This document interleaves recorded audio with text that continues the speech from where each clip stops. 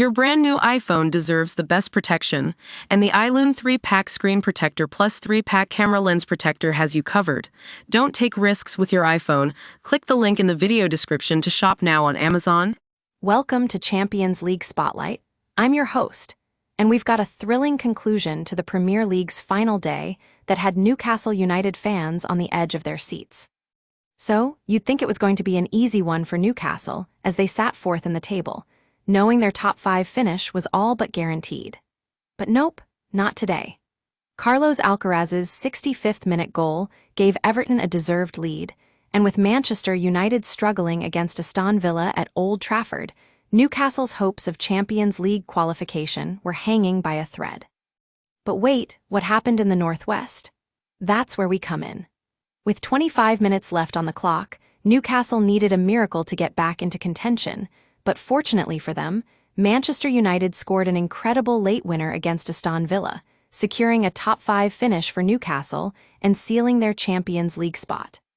Now, let's dive deeper into what went down at St. James Park.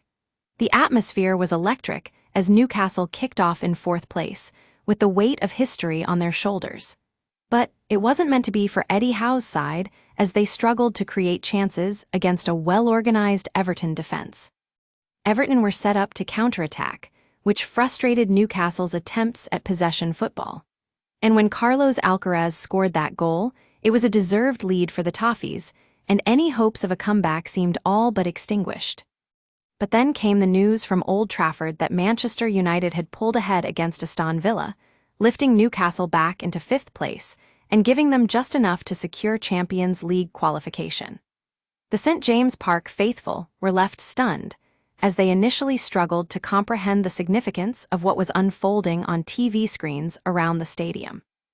Newcastle's response at full time was bizarre, a mix of disappointment and joy that seemed almost surreal in an instant. A strange day indeed, but one with a positive conclusion nonetheless. Now, let's talk about how this result affects Newcastle United going forward.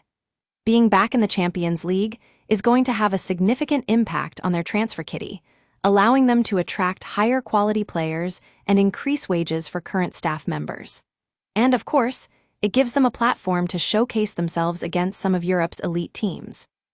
Eddie Howe likes consistency in his team selection, so it was interesting to see him stick with the 3-4-3 system despite his side struggling on the day. Alexander Isak's name being on the matchday squad felt like a positive, but unfortunately, he wasn't fit enough to make an impact. We'll be watching Newcastle closely next season as they look to build on this return to European competition and take their Champions League experience to new heights. Thanks for joining us at Champions League Spotlight. Don't forget to subscribe and hit that notification bell for more football analysis from the world of Europe's elite competitions.